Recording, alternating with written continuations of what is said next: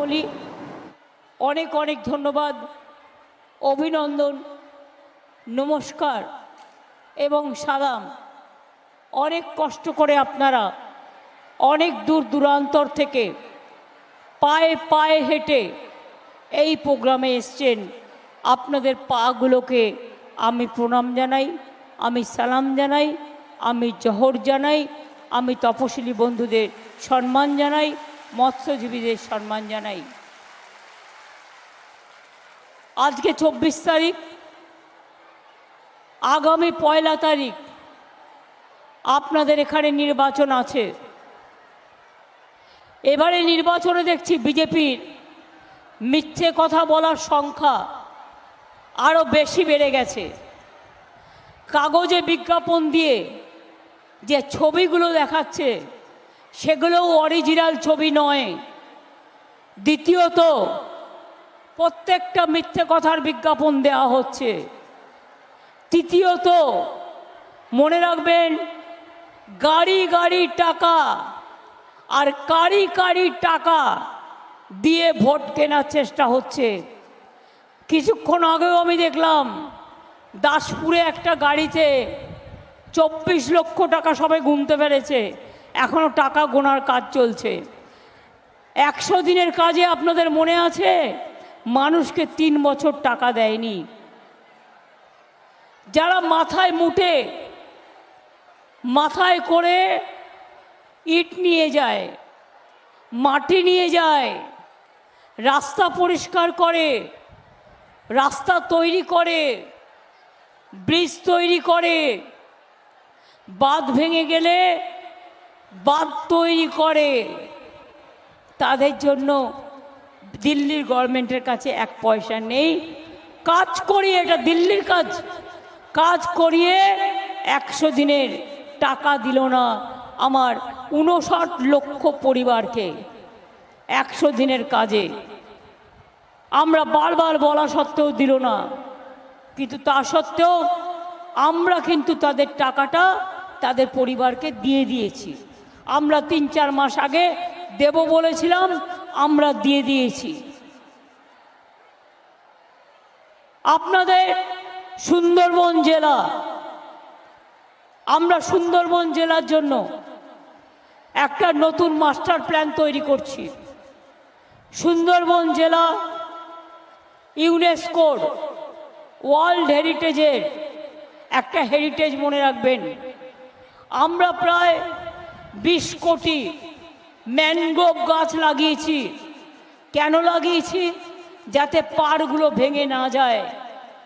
আর এটা তো অস্বীকার করার উপায় নেই, বাংলা নদী মাতৃকার জেলা। প্রতি বছর 9 আমফান, 9 সুনামি, 9 একটা না একটা কিছু জুটছেই। এবং প্রতি বছর সাইক্লোন হবে, ঝড় হবে, জল হবে, মানুষের কষ্ট হবে। আগে তো মানুষ জলে মরে যেত, কেউ জানতেও পারতো না। আমরা এখন এই ফ্লাড শেল্টার অনেকগুলো তৈরি করেছি, এবং এটা তৈরি করার ফলে এরকম ধরনের ঘটনা ঘটলে প্রশাসন আপনাদের নিয়ে আসে। যেমন মৎস্যজীবী যারা আছেন তাদের মাছ ধরতে যাওয়া বারণ আছে 2-3টে দিন। আর মৎস্যজীবী যারা আছেন, বিশেষ করে সমুদ্রে মাছ ধরতে যান, এই 2 মাস সমুদ্রে মাছ ধরতে আপনারা পারেন না, আপনাদের জীবিকা বন্ধ থাকে। তাই আমাদের সরকার সিদ্ধান্ত নিয়েছিল যে আমরা এই 2 মাসে আপনাদের পরিবারকে 5,000, 5,000, 10,000 টাকা দেব। কিন্তু এখনো পর্যন্ত আমরা দরখাস্ত পাইনি, মাত্র 20,000 দরখাস্ত পেয়েছি। সমুদ্র সাথী যদি কেউ বাদ থাকেন, দয়া করে তাদের নামগুলো ইলেকশনের পর লেখাবেন। ইলেকশনের পর লেখালেও আপনি টাকাটা পাবেন, বেশি দেরি করবেন না। আমি পঞ্চায়েত সমিতি, জেলা পরিষদ, গ্রামসভা যারা আছেন তাদের বলবো একটু ওদের সাহায্য করে দেওয়ার জন্য। এবং যে 20,000 পেয়েছি আমরা, সেটাও ইলেকশন কমিশনকে লেখা হয়েছে যে তাড়াতাড়ি টাকাটা ছেড়ে দেওয়ার জন্য, পারমিশনটা শুধু দেওয়ার জন্য টাকাটা আমরা রেডি করে রেখেছি, পেলেই আমরা দিয়ে দেব।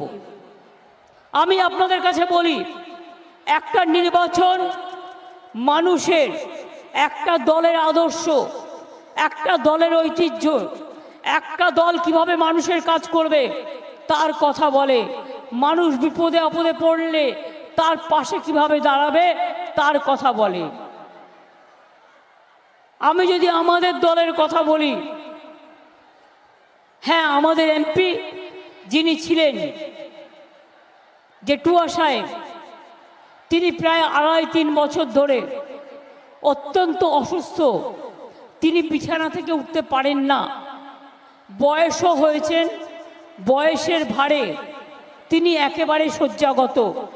তাই 2-3 বছর তিনি পার্টিরও কোনো প্রোগ্রামে যেতে পারেননি, তাই আপনাদের সাথেও হয়তো যোগাযোগ করতে পারেননি, এর জন্য ক্ষমা করে দেবেন।